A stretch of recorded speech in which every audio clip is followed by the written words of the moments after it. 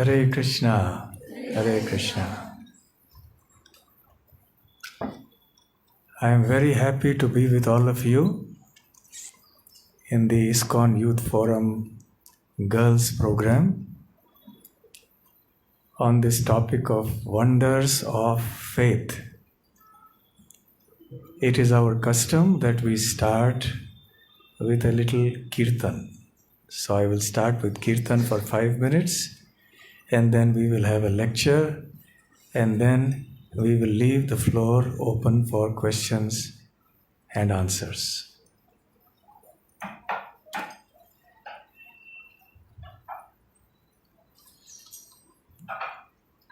Jaya Radha Madhav Kunja Bihari Gopi Jana Vallabha Girivaradhari.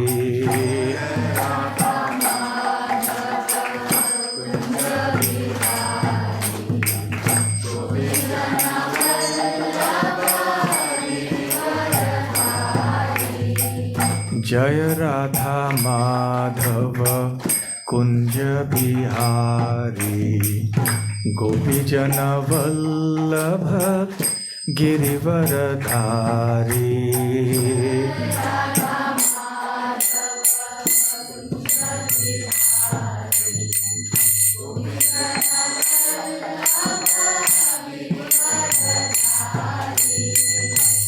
Yashodanandana Braja Jana Ranjana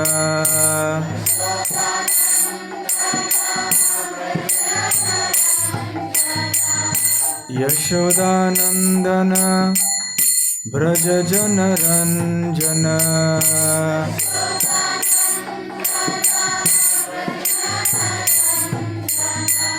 Yamuna Tira Vanachari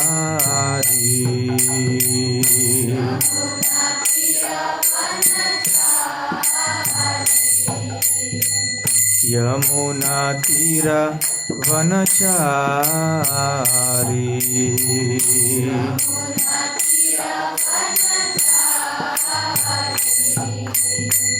Hare Krishna, Hare Krishna, Krishna Krishna, Hare Hare, Hare Rama, Hare Rama, Rama Rama, Hare Hare.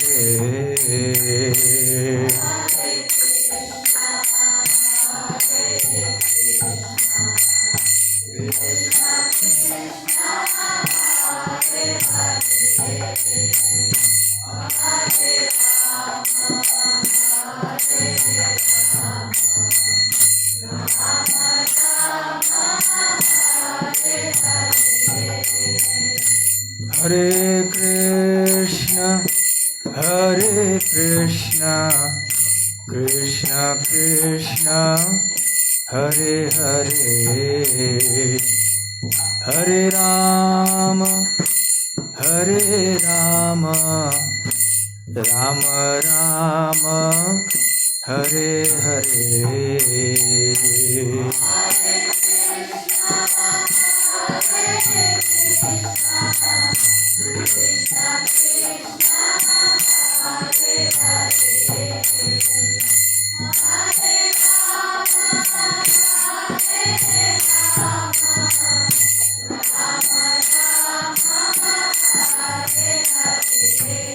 Jaya Radha Gokulananda, Radha Gokulananda, Radhe.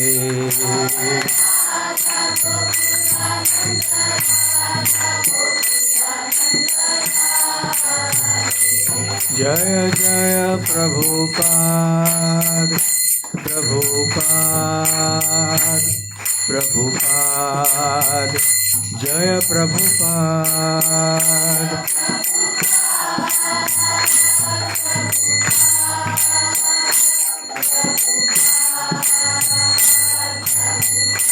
Nitai Gaura Hari Bol, Hari Bol, Hari Bol, Nitai Gaura, Hari Bol.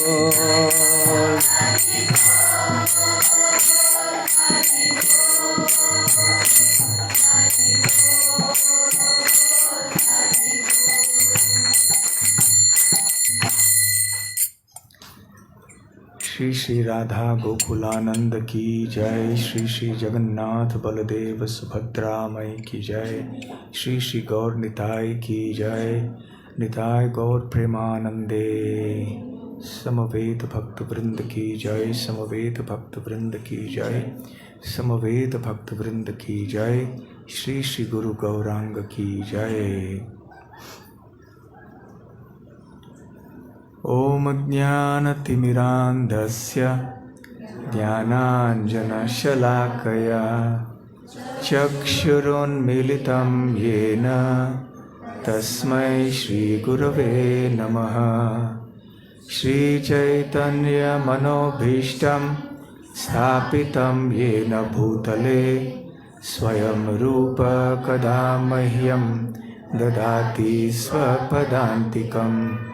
वन्देऽहं श्रीगुरो श्रीयुतपदकमलं श्रीगुरून् वैष्णवांश्च श्रीरूपं साग्रजातं सहगणरघुनाथान्वितं तं सजीवं साद्वैतं सावधूतं परिजनसहितं कृष्णचैतन्यदेवं श्रीराधाकृष्णपादां सहगणललिता श्रीविशाखान्वितांश्च।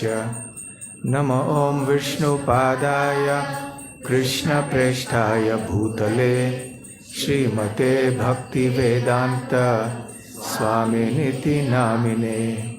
नमस्ते सारस्वते देवे गौरवाणी प्रचारिणे निर्विशेष शून्यवादी पाश्चात्यदेशतारिणे।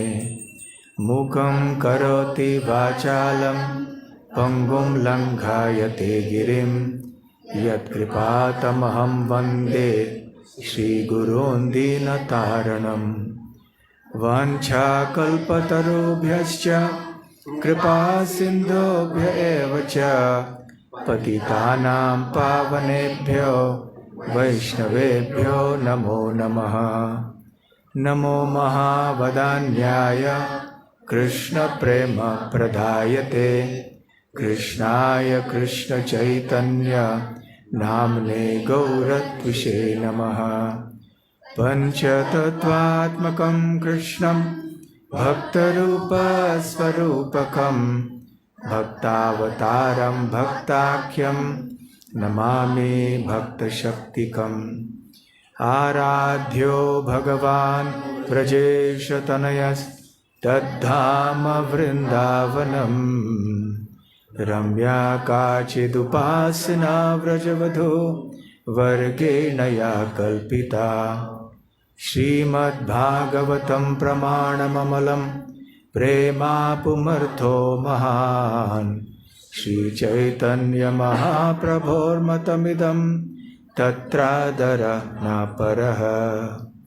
हे कृष्ण करुणा सिन्धो दीनबन्धो जगत्पते गोपेश गोपिका कान्त राधाकान्त नमोऽस्तुते। तप्त काञ्चन गौराङ्गी राधे वृन्दावनेश्वरी वृषभानुसुते देवी प्रणमामि हरिप्रिये। जय श्री कृष्ण चैतन्य प्रभु नित्यानंद श्री अद्वैत गदाधर श्रीवासादि गौरभक्तवृंद। हरे कृष्णा कृष्ण कृष्णा हरे हरे, हरे Ram Ram Ram Hare Hare. Hare Krishna. I'm so happy to see so many of you here today. Very pleasant surprise that all of you had the faith to come to the temple today. You will all understand English? So you came here because of faith. Some faith. Some of you may have had less faith. Some of you may have had more faith. But there is some faith because of which you came here. And you did not go somewhere else with your friends. So what is this faith? What is it that drove you to come here? Maybe you asked one of your friends, I am going to the Hare Krishna temple for a program. Please come, let us go. And maybe some of your friends said, yes, let us go. And maybe some of your friends said, no, I have no faith in these things. I don't believe in these things. I want to relax. I want to enjoy. Did it happen to any of you? Does it happen sometime that some of your friends say, oh, I don't believe all this? How many of you have experienced this with some of your friends? Yes. So it happens many times. So what is it that you have which some of your friends don't have? It is some faith. Where did that faith come from? Why do you have that faith and somebody else does not have that faith? Have you thought about this? We think, well, it is her nature. She doesn't have faith. My nature is to have faith. So I am coming. Yes, but where is this coming from? Faith in God is something very precious, very rare, not easy to find in this world. We have faith in so many things. Actually, I will tell you an important fact. Nobody in this world can survive without faith in something or someone. Even in the most ordinary acts of our life, there is some faith that we have. When you sit in a railway train, you have faith in the railway authorities, even though some accidents may have recently happened. But still you have faith that the Indian Railways will work properly and it will bring you safely to the next destination. So internally you have some faith. That is why you are willing to go into that train. Even though you may not actually think in this way, but internally you are thinking like that. When we enter into a plane, we have faith in the pilot, in the airline company, in the maintenance engineers of that aircraft, in the airport authorities, that this plane will reach us to the next destination safely. Even when you cross the road, you have faith that the car coming on this side will halt or will slow down before reaching you. And you don't even know those people. You don't know the pilots, you don't know the railway authorities, you don't know the drivers of the cars, but still you have some belief that they will not bang into me, that I will be safe, the plane will not crash, the train will not have an accident. So we have some faith inside us somewhere because of experience, because of many things. So why does faith come in anything? We develop faith in something generally because of our experience. So we see thousands and thousands of trains are running every day and nothing happens. Once in a while, very rarely, some train has an accident. So we say it is a rare occurrence. But actually, hundreds of trains are running safely. So because of that experience, you get some faith. So worldly faith is born out of our experience. in the world. But what about divine faith? What about faith in God? That also to some degree is born out of experience, but there is something more. This faith is coming from your previous life. Because in your previous life also you had some faith in God, in some religious or spiritual matters, but you did not complete your spiritual journey in the last life. So actually all of us did not complete our spiritual journey in the last life. So we have got an opportunity by the kindness of God. This is what Lord Krishna declares in Bhagavad Gita, to continue on that spiritual journey so that we may attain spiritual perfection in this life. So we may have made very little progress in the last life, but still we continue from where we left off in the previous life. And then we continue again and again over many lifetimes till that faith has accumulated and accumulated and accumulated. And finally that faith becomes Shraddha, Suddradha Vishwas, very firm conviction that yes, I believe in God very strongly. Initially, that faith may be very weak, Komal Shraddha. But as the time goes by and we move on the path of spiritual life, that faith or that Shraddha becomes stronger and stronger.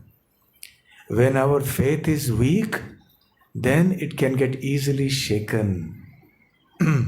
Our founder Acharya Srila Prabhupada used to say that in Second World War, when Germany and England were fighting, they were both followers of the same religion. And the mothers of the soldiers on both sides prayed to God, please save my son. Please protect my son so that he doesn't die. But so many soldiers on both sides died, and many of the mothers became atheists. They lost faith in God. So sometimes when the faith is very tender, Komala Shraddha, then that faith may get shaken when there is some disturbance or calamity in our life. But when the faith is very strong, then no matter what disaster or calamity may happen, that faith is not shaken. And we understand that this has happened by the kindness of God, of Lord Krishna. So faith in God is something very precious because it gives us tranquility, it gives us peace, it gives us happiness, it gives us internal strength, it gives us the power to face all kinds of difficulties in life. Is there anyone amongst you who has not faced difficulties in your life? How many of you have faced difficulties in your life? Raise your hand. Everybody. However, what happens? Sometimes when people face difficulties and they are not able to bear it, then they do unfortunate things. In extreme cases, sometimes we hear of students who commit suicide because they didn't get the required marks or didn't get admission into some coveted course. We hear of businessmen committing suicide because of some business loss. We hear of farmers committing suicide. We hear of so many other people committing suicide because they are not able to tolerate that unpleasant occurrence in their life. So in the Bhagavad Gita, Lord Krishna says that this material world is dukkhalayam. You know what is alaya? Alay means abode, residence. Like Vidyalaya is the abode or residence of Vidya, of knowledge. Himalaya is the residence of Hima or snow. Similarly, in Bhagavad Gita, Lord Krishna says, this material world is an abode of dukkha. Dukkha means misery.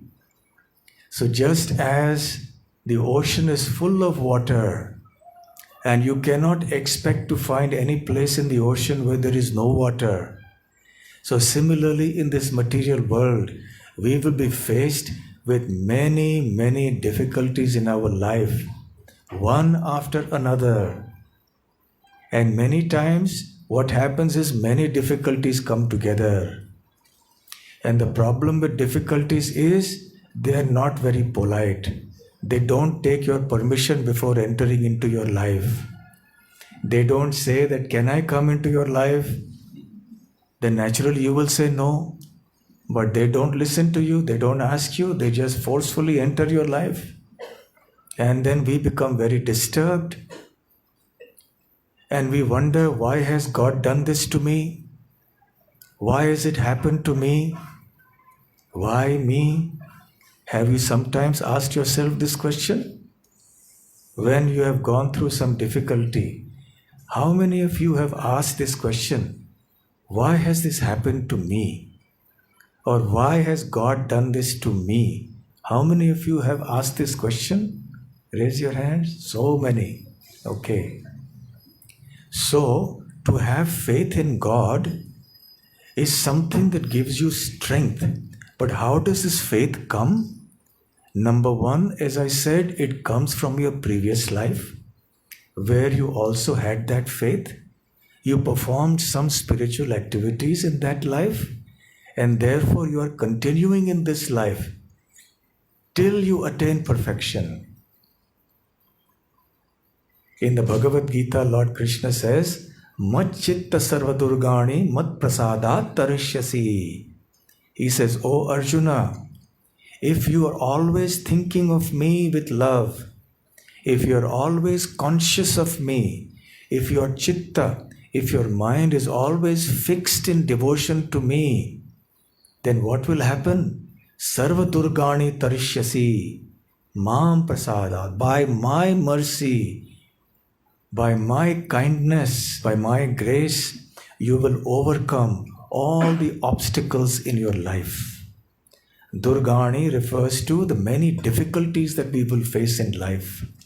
So Lord Krishna is saying in this verse that if we have devotion to Him, if we have faith in Him, then we will be able to cross over the various difficulties and obstacles in life. Mind you, Lord Krishna does not say that you will not have difficulties in life. That is a misunderstanding. Many devotees think, oh, I am now worshipping God. Why has God done this to me? God does not say anywhere in any scripture that if you become His devotee, that there will be no longer any difficulties in your life. We see even great devotees like Prahlad, the Pandavas, and the residents of Vrindavan, and many others like them, faced so many difficulties in their life, one after another. But they never lost their faith. In fact, their devotion increased. So, Lord does not say that you will have no difficulties in life if you become His devotee. But what He does say is that you will have the wisdom and the strength to face those difficulties nicely. And you will be able to tolerate that and cross over these difficulties without any discomfort. You will be able to bear it. So therefore, this will be like your kavach. You know what is a kavach? A kavach is a shield. A shield protects you. Generally, when soldiers go into the battlefield, they wear all sorts of protective gear like helmets and bulletproof vests and so on to protect themselves. But still, it is not complete and perfect. But strong faith in God is like a perfect kavach.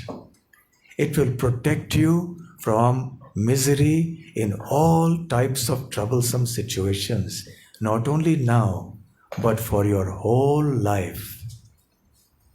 When we don't have faith in God, then we must have faith in something of this world.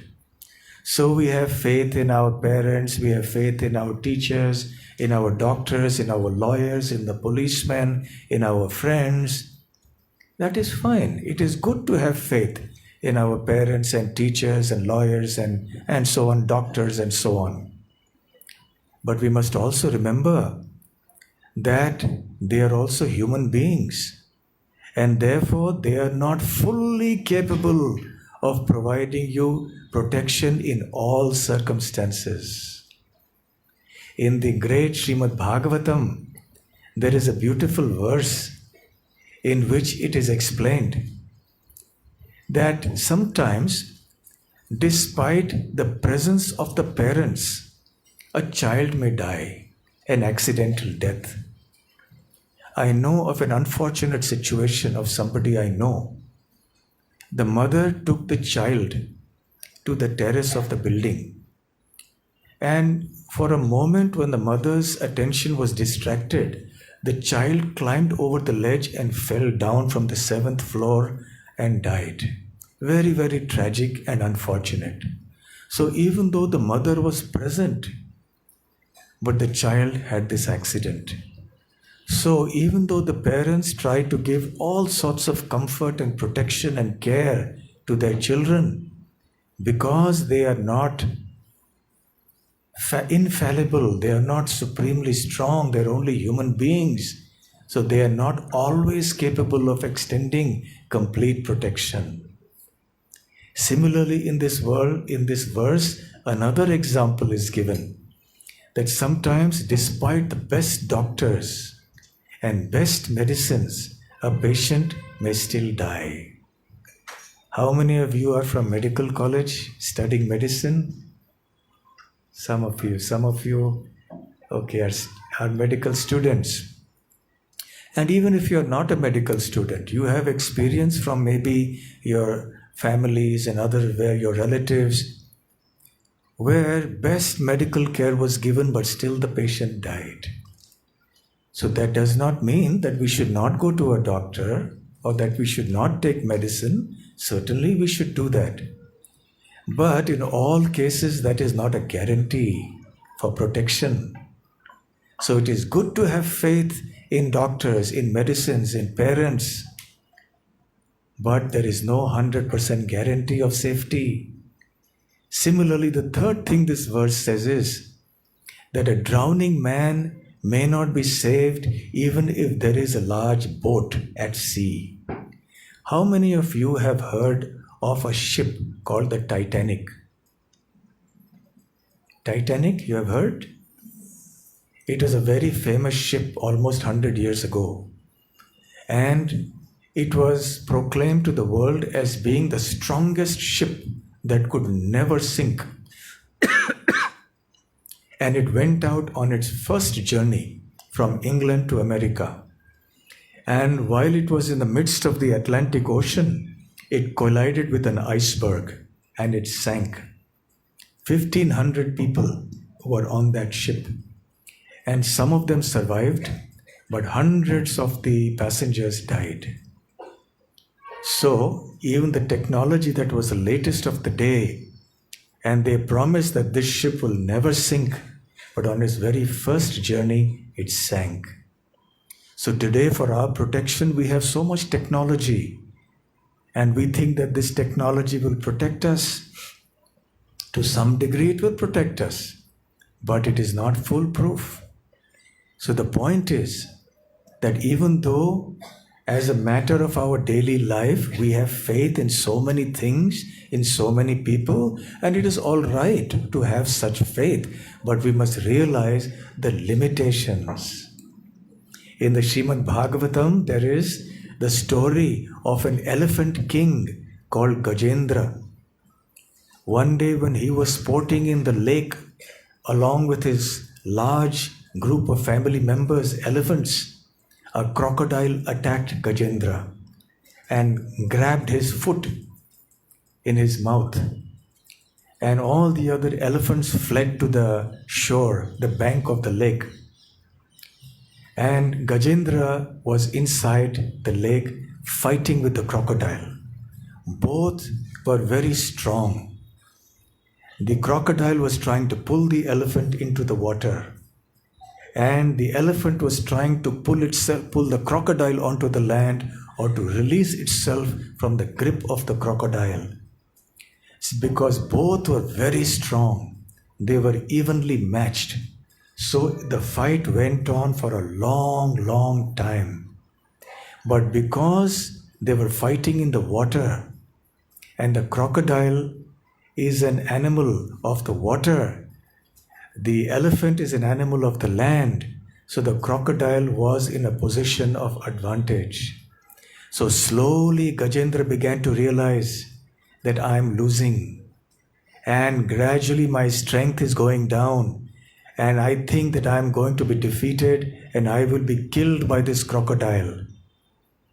Now Gajendra was very powerful. An elephant is a very powerful animal, and he was the king of elephants, extraordinarily powerful.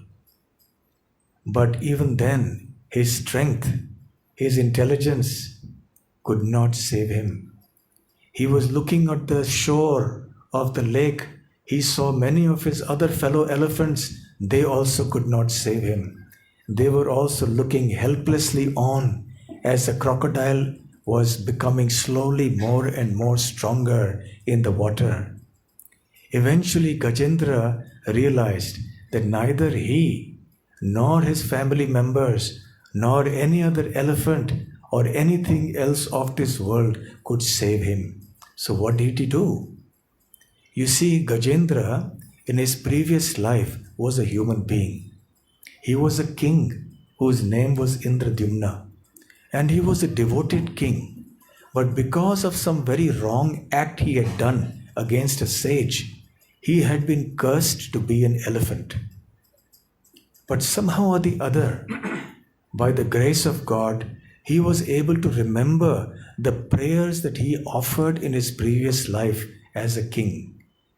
So he took a lotus flower from the lake in which this fighting was going on, and he offered it to God, to Lord Vishnu, and he offered that prayer. And the Lord is very kind. When he sees that somebody is calling out to him, beseeching him with great faith and in a helpless condition, Lord Krishna helps. He immediately came on the back of Garuda, his carrier, and he rescued Gajendra. With his Sudarshan Chakra, he cut off the head of the crocodile, and in this way he saved Gajendra. So from this story we can understand how sometimes the things and people of this world are incapable of completely protecting us. In such situations, it is only the Supreme Lord who can help us. So therefore, having strong faith in Lord Krishna at the time of difficulty and otherwise will be our greatest kavach. It can work wonders in your life, because when others in a similar situation are suffering a lot due to difficulties, you will be able to remain tranquil and calm and peaceful and strong. You will not lose hope. So this is why faith is very important. So faith, as I said, comes from the previous life, but it also comes from this life, from your experience. So there is a saying in English, faith begets faith. You can get faith only from somebody who has faith. You can get money only from somebody who has money. So similarly, you can get faith only from somebody who has faith. So who has faith? Only a devotee of God has faith. A staunch devotee. The greater the faith that a devotee has, the more you will benefit by keeping company with that devotee. Because looking at that devotee's faith, you will also slowly start getting that faith. So when we associate with the devotees of the faithful devotees of Lord Krishna, then automatically we also slowly start developing stronger and stronger faith. Sometimes, however, we are a little tender in our faith and we may make some mistakes in difficult situations and emergencies. But we should always know that if we have the knowledge based on Bhagavad Gita, then our faith will continue to be strong. Faith must be based on knowledge. It must be based on proper understanding. Just like if I am sick, it is good to have faith in the doctor. But the question is, which doctor? If I go to a quack who has no medical qualification and he is only experimenting on me and gives me some kind of medicine which may eventually harm me more than save me, then that will be a tragedy. So while I must have faith in the doctor, but I must understand who is the doctor. I cannot go to a quack. So we look for a qualified doctor and then we go. So similarly, when we have faith, we must have knowledge in whom to put that faith. Nowadays in India, unfortunately, we find so many people worshipping all sorts of entities. I have heard of instances where there is a temple built to some film stars. They have a murti of the film star and they do arati and puja of the film star. There are some temples of some politicians, political leaders, and their faithful followers do arati and puja of those political leaders. There are some people who worship ghosts and bhutas and pretas. So there are people who worship and have faith in all kinds of things. So faith must be properly placed. It is not enough to just simply have faith. You must have faith in the right things. And that is why knowledge of Bhagavad Gita is required. I was mentioning that sometimes we tend to lose faith in emergency situations, in very critical conditions. So one story comes to mind. One time, there was this young man who had a hobby of rock climbing mountains. He liked to do that. He would go on treks in the countryside and he would climb mountains. And he would tie a rope so that there was safety. And he was climbing. One time, however, he slipped. It had already become dark. He slipped and he fell a long distance. And finally, the rope caught him. And so he was hanging on his rope. But because it was dark, he did not see how much further below was the ground from him. So he was in great panic. And he was very afraid and he began to call out to God, "Please help me." And suddenly a voice came up. And the voice said, "My dear child, it is I, God. You called me and I am here now." So he looked everywhere but he could not see anyone. It was dark. But he heard the voice clearly. So he said, "Are you really God?" He said, "Yes, I am God." So he said, "Please help me." He said, "Do you want my help?" He said, Yes, please save me." He said, "All right, I have a very simple solution. You please cut the rope." Now he was hanging from the cliff. Now he did not know where he was, how high he was. And God's voice told him, "You cut the rope." And he was thinking, oh. And then he asked, "Is there anyone else over there?" So he did not have complete faith. And then next morning, his friends went searching for him when it was daylight. And they found him hanging from the rope. And do you know how high he was from the ground? Only 2 feet. So had he listened to that voice of God and had faith and cut the rope, he would have fallen only 2 feet and he would not have injured himself. But now, because he was hanging from the rope, he froze to death in the bitter cold of the night. So this goes to show how important it is to have faith in God. It is not an ordinary thing. I will tell you another story to illustrate the 2 contrasting cases of somebody who has faith and somebody who does not have faith. All of you have heard of the great saint Narad? Yes, how many of you have heard of Narad? Yes, everybody has heard. So, Narad Muni goes very often to the abode of Lord Narayan, which is Vaikuntha. So he was singing the names of Lord Narayan and going, and then he came across a cobbler. A cobbler was busy singing the names of God and he was doing his work. And he saw Narad Muni and he said, "Oh, great saint, please accept my respects." And he bowed down before him. "And please give me your blessings. Where are you going, O great saint?"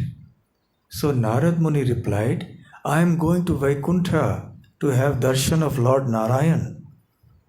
"Oh, how wonderful. So when you go there, please convey my heartfelt respects to Lord Narayan. And please ask him, when will I be liberated from the cycle of birth and death? When will I attain salvation? Please tell me. Please ask this question on my behalf." So Narad Muni said, "Certainly, I will ask." Then he went further ahead and he met one priest. He was a ritualistic priest and he was chanting some mantras. And he also saw Narad Muni. He said, "Oh, great saint, my respects to you. Where are you going?" He said, "I am going to Vaikuntha to take darshan of Lord Narayan." "Oh, really? How nice. So please offer my great respects to Lord Narayan. And yes, when you are there, you please ask him the question, when will I be liberated from the cycle of birth and death? When will I attain salvation?" So Narad Muni said, "Certainly, I will ask this question." Then Narad Muni went to Vaikuntha. He had darshan of Lord Narayan and he was very happy. And as he was leaving, he remembered, "Oh, I had met that cobbler and that priest, and both of them had asked me to convey their respects, and they had also asked one question." So after conveying their respects, Narad Muni asked Lord Narayan. So both the cobbler as well as the priest, they asked the question, when will I get liberated from the cycle of birth and death? They want to know the answer from you, O Lord Narayan. So Lord Narayan replied, "You please tell the cobbler that he will attain to my abode. He will get relief from the cycle of birth and death at the end of this life. This is his last life in this world." "And what about that priest, my lord?" So Lord Narayan replied, "You please tell that priest that he has many lifetimes remaining in this world before he can return to me." So Narad Muni was a little surprised because his priest was always chanting mantras, always doing some pujas, reciting something or the other. So looking at Narad Muni's puzzled face, Lord Narayan said, "Okay, they will both ask you a question. Please tell me, what was Lord Narayan doing when you met him in Vaikuntha? At that time, you please tell them that Lord Narayan was putting an elephant through the eye of a needle. Not a string, but an elephant through the eye of a needle." So Narad Muni was puzzled, but he said, "All right, my lord, whatever you say, I will do it." So on the return journey, he first came to the priest. And the priest saw him, "Oh, Narad Muni, you have come back. So what a great pleasure. Did you have darshan of Lord Narayan?" He said, "Yes, yes. And I conveyed your respects to him also." "And did you ask my question?" He said, "Yes." "And what did the Lord reply?" So Narad Muni said, "Oh my dear priest, Lord Narayan said that this priest will take many more lifetimes to return to my kingdom, to come back to me. He will have to remain in this world for many more lifetimes." So the priest felt very offended. He said, "I am such a devoted person. I am doing puja, part every day, and you are saying that I will take many lifetimes. No, no, no, I don't think you met Lord Narayan. I think you are bluffing." "Well, if you actually met Lord Narayan, tell me, what was he doing?" So Lord Narad Muni was expecting this question. So he said, "Lord Narayan was putting an elephant through the eye of a needle." And the priest laughed. "Ah, how is that possible? Now I know you never went to Vaikuntha. You are simply bluffing. How is it possible to put an elephant through the eye of a needle? It's impossible. Even to put a string, it is so difficult. And you are saying he was putting an elephant. No, no, that means you never went there at all." So Narad Muni understood why Lord Narayan had said that this priest will not return to him for many lifetimes more, because he did not have the faith. Then Narad Muni continued his journey and he came to the cobbler. The cobbler saw Narad Muni and he was very happy. So, "Narad Muni ji, please tell me, did you have darshan of Lord Narayan?" He said, "Yes, yes. Very nice darshan I had.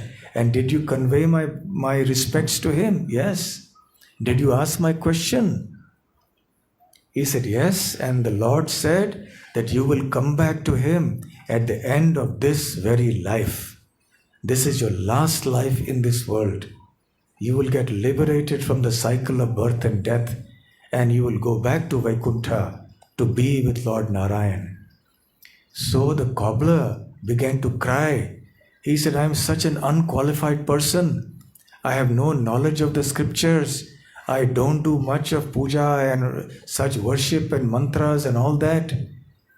So, and still he is so kind that he is going to deliver me even at the end of this life."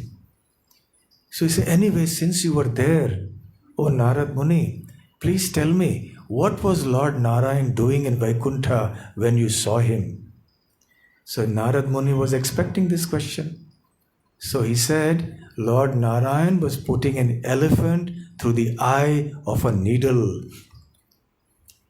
And the cobbler left his tools and began to jump and dance in happiness. How wonderful is Lord Narayan! How wonderful is God! So Narad Muni said, "Do you actually believe this? Do you believe that Lord Narayan could be putting an elephant through the eye of a needle?" So the cobbler replied, "Why not? What is so difficult to believe?" He said, "Look at this banyan tree here. This banyan tree is so huge. It is covering many acres of land. And this banyan tree came from one seed. The seed of the banyan tree is so small. So when God can put the entire banyan tree inside one seed, that one seed becomes the entire tree, then why can he not put one elephant through the eye of a needle?" And Narad Muni understood why Lord Narayan had asked him to ask these two questions to them, or tell them about the elephant and the needle. So this poor cobbler, he was not a great scholar. He was not a big priest. He did not know many mantras, but he had great devotion for Lord Narayan. He had great faith in Lord Narayan. And therefore, it was not hard for him to accept Narad Muni's words. So this is the kind of faith that comes. And even though the cobbler was not very educated, But just look at the sublime logic that he gave about the tree being contained in the seed. Just see how wonderful is God's creation, that he has put the big tree into a small seed. So this is the wonder of how the Supreme Lord has created this entire world. And when we look through the eyes of the logic of the cobbler, we will be able to see the wonders of God's creation. Then we will not have a problem having faith in God's work. Do not think that because we are studying science, so we should become atheist. No. Even great scientists like Isaac Newton, they were great believers in God. In fact, there were many other scientists in those days, in the 1600s, 1700s, etc., who studied science only because they wanted to study the beautiful creation of God to glorify God. They understood this creation is so wonderful, how much more wonderful is God. Our founder Acharya Srila Prabhupada used to say that if there is a very famous painter and he paints the picture or a painting of a rose, then people will pay crores of rupees to buy that painting because it is painted by that famous painter and because it looks so realistic. But how many people appreciate the maker of the real rose? The real rose is far more beautiful than the painting of the rose. So when somebody paints a rose, which is only a painting, it is not the real rose, people appreciate it so much. But people do not appreciate the maker of the real rose. Is this not something very unfortunate? So when we look at everything around us, we should realize that yes, God exists. Belief in God is not opposed to science. We should not think that because we are studying science, therefore we should disbelieve in God. This is not blind faith. It is faith that comes out of something very sublime. This kind of logic is very beautiful. Simple logic, which even an uneducated person can understand.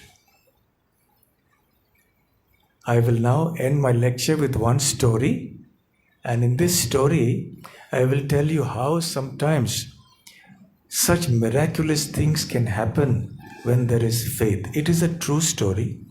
Now, it may not happen to us because our faith is not of that caliber. But still, it is worth hearing because we can understand how strong faith is. Once upon a time in South India, there lived two priests. One was elderly, one was a young man. And the young man became very friendly with the elderly priest. And the elderly priest was thinking that I have become old and I have not traveled to the holy places for a long time. So before I die, I would like to go and see all the holy places and bathe in the Ganga and so on. But who will take me now? My sons are not interested.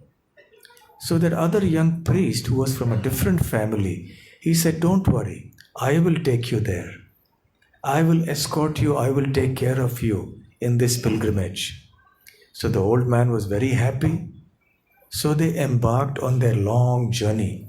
And as you know, in those days, there were no cars or trains or planes. So they had to walk. So they walked and walked and walked to many, many holy places. It took them many, many months and a few years.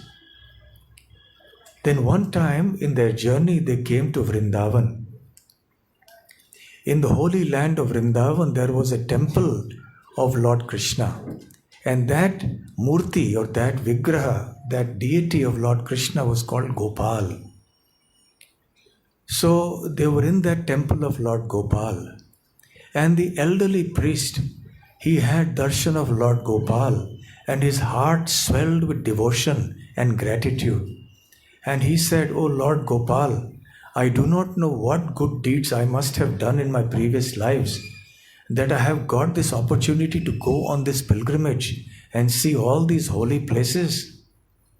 And it is my good fortune that this young priest has, like my son, accompanied me and taken care of me on this pilgrimage. He has done something that even my own sons have not been willing to do. So I am feeling so obliged to this young man for the favor that he has done to me. Now I am declaring in front of you that I will marry my daughter to this young man. And the young man who was standing nearby, the young priest, he said, "Oh, my dear priest, what are you saying? You are from such a rich family, an aristocratic family. I am from a very poor family. I am a simple priest. And this match will never work. And your family will never accept this proposal. It will never happen." So the elderly priest said, "Don't worry. My word carries weight in my family. I am the head of the family. And when I give this as an order, nobody will be able to say no." So the young priest said, "Please think very carefully. We are now in the holy land of Vrindavan. We are inside the temple and you are in front of Lord Gopal. You are making a promise in front of the deity of Lord Gopal. So you be very careful. Think again before you make this promise." So the elder priest said, "I have made up my mind and I promise to you in front of this deity of Lord Gopal that I will marry my daughter to you." So the young man was still not convinced. So he said, "Okay, but now Lord Gopal is our witness. Just remember, so you have spoken this in front of Lord Gopal." So the priest said, "Yes, yes, Lord Gopal is witness." So they went back to their village and reached home after many months.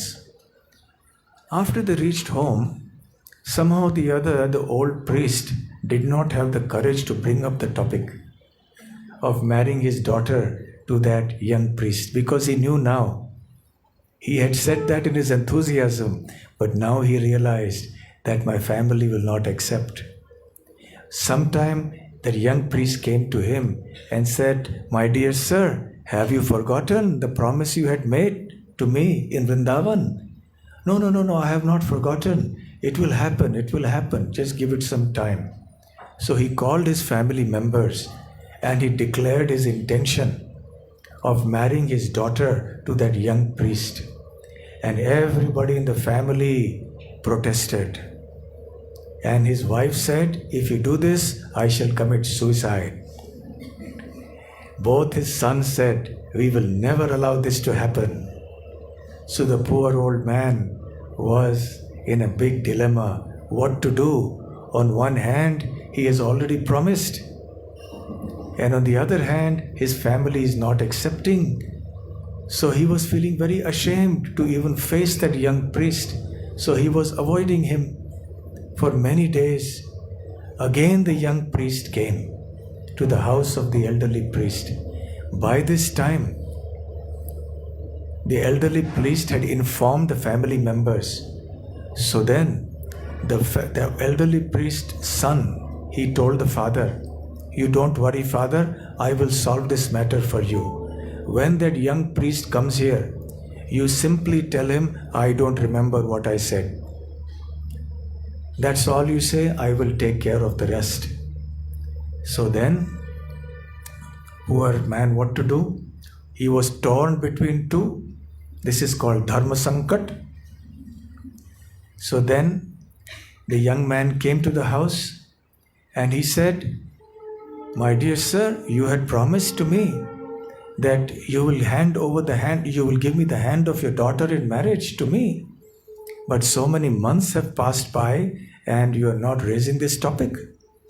So the son of the elderly priest, he became very angry and he said, "You are simply a rogue, you are a thief, and you deceived my father.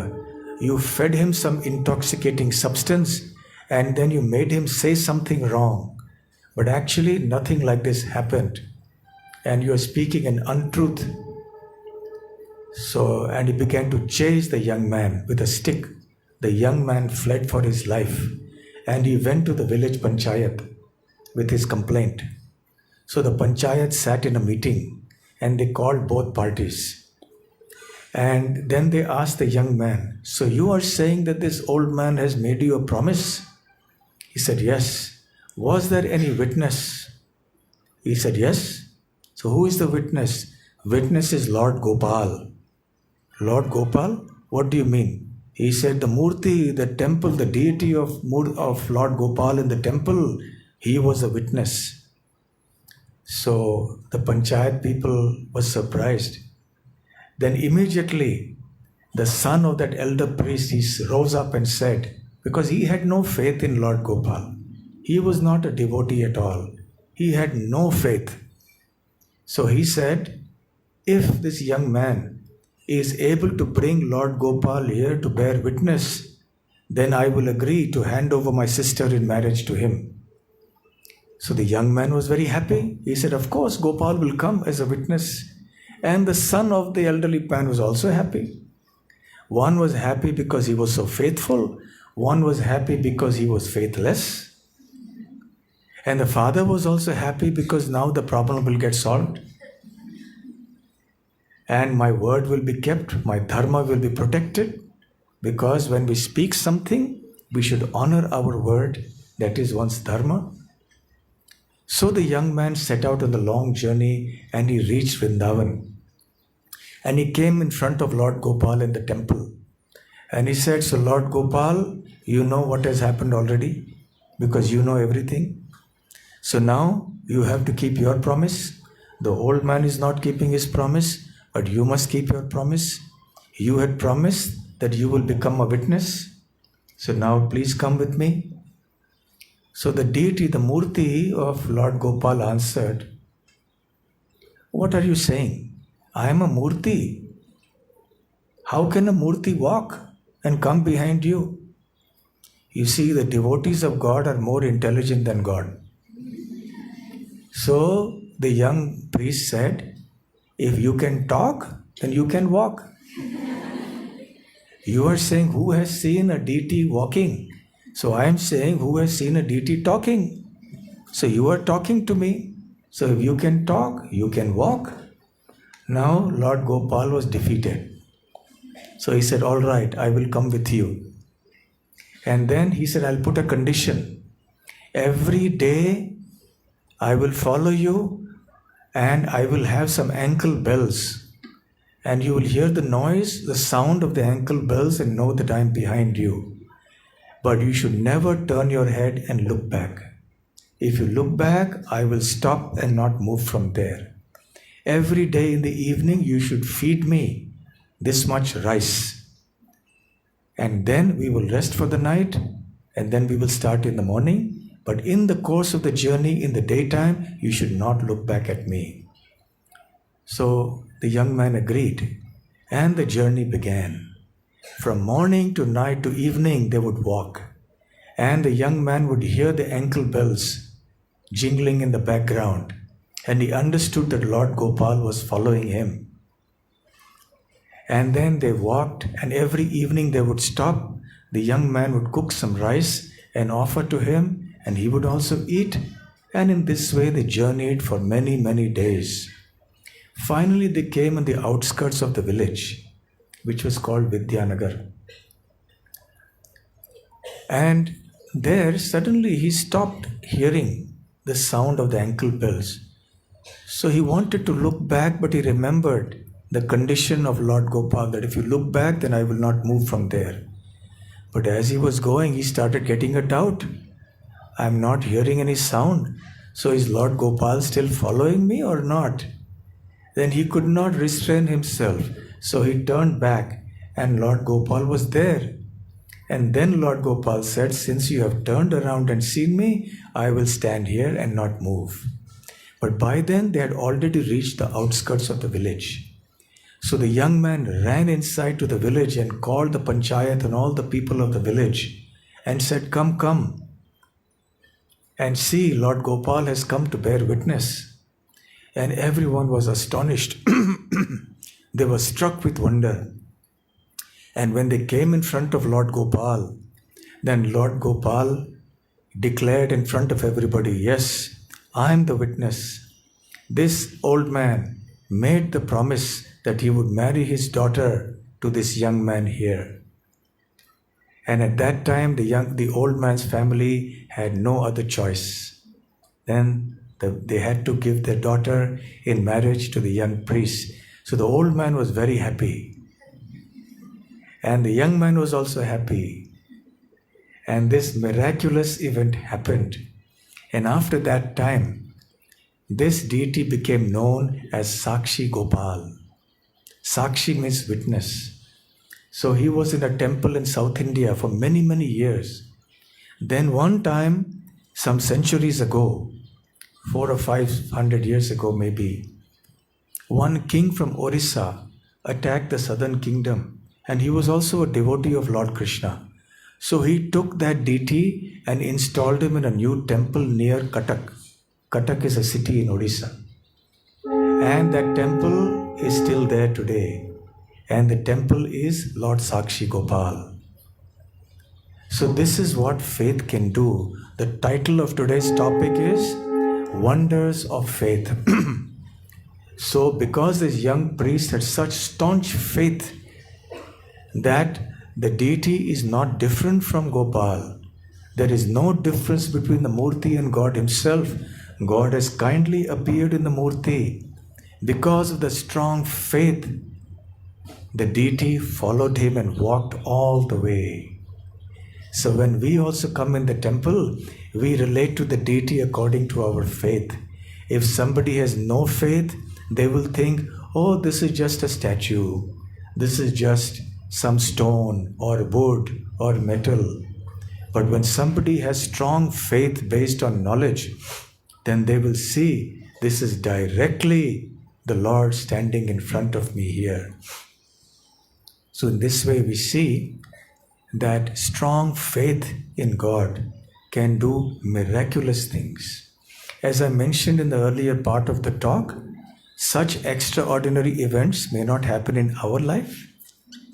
We may not have Lord following us to our home. But the point is that we can learn from such examples. These are true stories, but we can learn from such stories that at least in our life, if we have faith, even if such an extraordinary occurrence does not happen, at least we will get great peace, tranquility, joy. And as I mentioned earlier, we will be able to tackle all the difficulties and challenges of our life. Hare Krishna, Krishna Krishna, Hare Hare, Hare Rama, Rama Rama, Hare Hare. So in the chanting of the holy names, we develop great faith. By associating with the devotees of God, we develop great faith. So I would urge all of you to regularly participate in satsang programs like this. Come to the temple regularly. There are many events that happen, especially for all of you and also for everybody else. Come and take benefit of these programs and make your life happy and sublime. I am very thankful to the organizers of the ISKCON Youth Forum Girls section of our ISKCON Belagavi temple. And I'm also thankful to our special guests who have come today, who are faculty members in various colleges. And I'm also thankful to each and every one of you that you have come here and you have listened to this lecture with so much patience and faith. Thank you very much. Hare Krishna. So, 7:19, we have crossed the time. So, do you have any questions? We will answer maybe 1 or 2 or 3 questions. You can feel free to ask questions. A mic will come to you. Anybody has any questions? You can raise your hand. So, anybody have any questions? questions. Please Yes. feel free to ask Maharaj. One question here, two questions here on this side.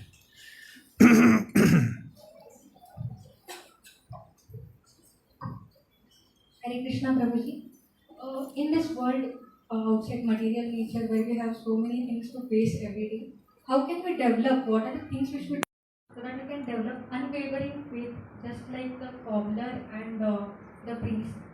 What are the things we should do? The most important thing, as I said, to keep company or associate with those devotees who have faith. Faith begets faith, yes?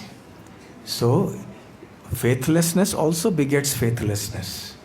So, if you keep company with people who have no faith in God, then you will also start losing your faith in God.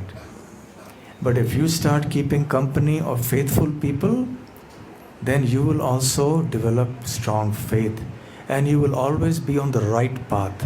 You will not get into bad habits. You will be able to face the challenges of your life. And when you are in company of devotees, they will be able to guide you nicely also when you are facing challenging situations. Okay? One more question behind. Hare Krishna Guruji. Hare Krishna. My question was, is there any kind of behind faith? Do we have some real energies coming through some place where things are coming? A destiny, basically, what we call it. Is there destiny behind faith? Is there destiny behind faith? Well, what is the meaning of the word destiny? Destiny is called by many fate, you call it as fate. And in our Indian languages, we have many terms for destiny: bhagya, prarabdha, kismat, naseeb. Yes? So what is this bhagya, prarabdha? This is nothing but the reactions to the actions that you have performed in your previous life. So those reactions are coming to you in this life in the form of happiness or distress. Whatever good actions you have done in the last life will come to you as happiness in this life as a reaction. Whatever bad actions you may have done in your past life will come as distress to you in this life as a reaction. So that is destiny. So destiny will be there. You will get happiness, you will get distress. That will come and go. But faith in God is something divine, something very special. And I also mentioned, if you remember, that it is something that is cultivated and moves from life to life. So all of us sitting in this temple today have had this connection with God in the previous lives. Otherwise, we would not be sitting here today. So therefore, faith is dependent on what we have done in the previous life and we are born with it, our svabhav, our nature, and it is also dependent on what company we keep in this life and the circumstances of this life. So, whatever we are born with, we are born with. We cannot change that.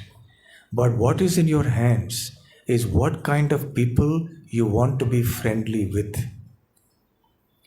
If you choose correctly friends who are devoted to God, who are leading a pure life, a spiritual life, then your life will also become very sublime. Okay? One final question. Yes, can you pass the mic here?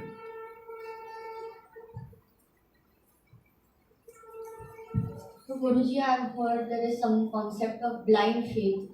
Like when I have blind faith in God, I am assured that it's not going to be misleading and everything good only God will think of me. That is the faith which I will have. And it is blind, it's okay. But when I have blind faith in people, sometimes it's misleading or not good for me. So how can I be assured or I have a self-assurance that I have had a proper faith in that particular person? Nice question. And I answered that in the lecture with one word: knowledge. Remember, I gave the example of the quack and the real doctor. So you need to go to a doctor when you're sick, fine. You want to have faith in the doctor, fine. But you should know which doctor to go to. So you should not just blindly go to any doctor. Correct? In the same way, yes, faith, if it is blind, the problem is that if by chance you have put it in the correct place, you are fine. But if you have put it in the wrong place by chance, then it will cause you problems. So therefore, if your faith is not blind, but it is based on knowledge, then you are reasonably assured that now you are putting your faith in the right place. So therefore, we should now, as human beings born in this holy land of Bharatvarsha, try to understand what Bhagavad Gita says and develop that knowledge so that our faith is not simply blind, but it is educated faith. All right? Okay, so thank you very much. And I do hope that you will all come regularly to such programs. And I wish you all the very best for your future spiritual life and your well-being. Hare Krishna.